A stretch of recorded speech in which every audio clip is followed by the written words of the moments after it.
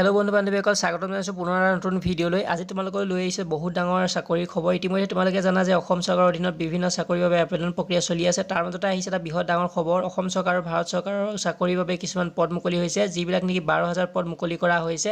সেইবিলাক তোমালোকে কিদৰে এপ্লাই কৰিবা, কিমান পাছ লাগিব আৰু কি বিষয়ত তোমালোকে এপ্লাই কৰিব পাৰিবা, কেনেকুৱা বিভাগত চাকৰি পাবা, কিমান দৰমহা, সবিশেষ তোমালোকে এই ভিডিঅ' চালে বুজিব পাৰিবা।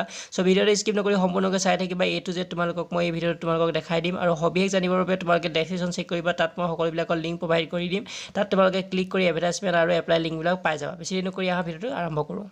পোনপ্ৰথমে যদি আমি চাকৰি বিৱৰণসমূহ চাওঁ, তোমালোকে দেখিবলৈ পাবা যে ভাৰত চৰকাৰ আৰু অসম চৰকাৰৰ অধীনত এই চাকৰিবিলাক দিয়া হ'ব। পদসমূহৰ নাম হৈছে কাৰিকৰী সহায়ক আৰু টেকনিচিয়ান, কেৰাণী, পিয়ন, চকীদাৰ আৰু ইত্যাদি। আবেদনৰ প্ৰক্ৰিয়া অনলাইন আৰু অফলাইন যোগে চলি আছে। অৰ্হতা 8 পাছ, 10 পাছ, 12 পাছ আৰু ডিগ্ৰী পাছ হ'লে হ'ব। আবেদন কৰাৰ অন্তিম তাৰিখ বিভিন্ন ধৰণে হ'ব পাৰে। মুঠ পদসমূহ 12,000।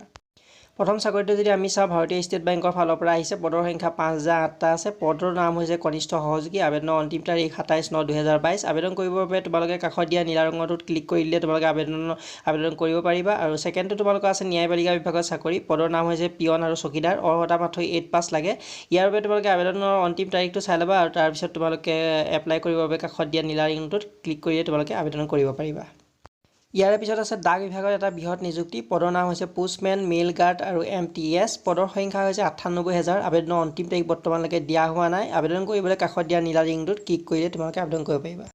ইয়াৰ পিছত আছে মীন বিভাগত এটা বৃহৎ নিযুক্তি। কৰ্তৃপক্ষৰ নাম হৈছে মীন বিভাগ। পদৰ সংখ্যা 32টা। পদৰ নাম হৈছে মীন উন্নয়ন বিষয়া। আবেদনৰ অন্তিম তাৰিখ 22/9/2022। ছেম তোমালোকে অনলাইন আবেদন কৰিব লাগিব। ইয়াত কাষত নীলা ৰঙৰটোত ক্লিক কৰিলে হ'ব। ইয়াৰ পিছত আছে BSFৰ নতুন নিযুক্তি। পদৰ সংখ্যা 1312টা। অৰ্হতা 10 পাছ লাগে। আবেদনৰ অন্তিম তাৰিখ 19/9/2022। ছেম তোমালোকে নীলা ৰঙটোত ক্লিক কৰিলে আবেদন কৰিব পাৰিবা। ইয়াৰ পিছৰ পদটো আছে DRDO নিযুক্তি আৰু ইয়াৰ নাম হৈছে DRDO। পদৰ সংখ্যা 1901টা। পদ হৈছে কাৰিকৰী সহায়ক আৰু টেকনিচিয়ান। আবেদনৰ অন্তিম তাৰিখ 23/9/2022। আবেদন কৰিবৰ বাবে কাষত নীলা ৰঙটোত ক্লিক কৰিলে হৈ যাব। ইয়াৰ পিছৰটো পদ মুকলি হৈছে আৰ্মি ৱেলফেয়াৰ এডুকেশ্যন ছ'চাইটিত চাকৰি আৰু ইয়াৰ বাবে তোমালোকে এপ্লাই কৰিবলৈ হ'লে পদৰ সংখ্যা বৰ্তমানলৈকে দিয়া নাই আৰু তোমালোকে পদবিলাকৰ নাম হৈছে PGT, TGT আৰু PRTত। আবেদনৰ অন্তিম তাৰিখ 5/10/2022। ছেম তোমালোকে আবেদন কৰিবলৈ নীলা ৰঙটোত ক্লিক কৰিলে হয়। ইয়াৰ পিছত আছে ভাৰতীয় খাদ্য নিগমত চাকৰি। পদৰ সংখ্যা 4,710টা। অৰ্হতা মাত্ৰ 8 পাছ লাগে আৰু আবেদনৰ অন্তিম তাৰিখ বৰ্তমানলৈকে দিয়া নাই। আবেদনৰ বিৱৰণসমূহ তোমালোকে জানিবলৈ ক্লিক কৰিলে হ'ব নীলা ৰঙটোত।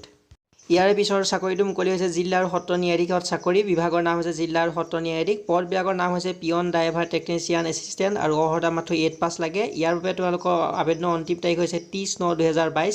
ছেম তোমালোকে আবেদন কৰিব বিচাৰিলে নীলা ৰঙটোত ক্লিক কৰিলে তোমালোকে আবেদন কৰিব পাৰিবা আৰু এডভাৰটাইজমেণ্টবিলাকো চাব পাৰিবা। আৰু বন্ধু বান্ধৱীসকল, আজি ভিডিঅ'টো আছিল ইমানেই। তোমালোকে নিশ্চয় গম পাইছা যে চৰকাৰৰ ফালৰ পৰা 1 লাখ নিযুক্তিৰ বাবে আবেদন প্ৰক্ৰিয়া চলি আছে। ইয়াৰ মাজতে আহিছে 12,000 চাকৰিৰ বাবে আবেদন চৰকাৰৰ ফালৰ পৰা, অসম চৰকাৰ আৰু ভাৰত চৰকাৰৰ ফালৰ পৰা।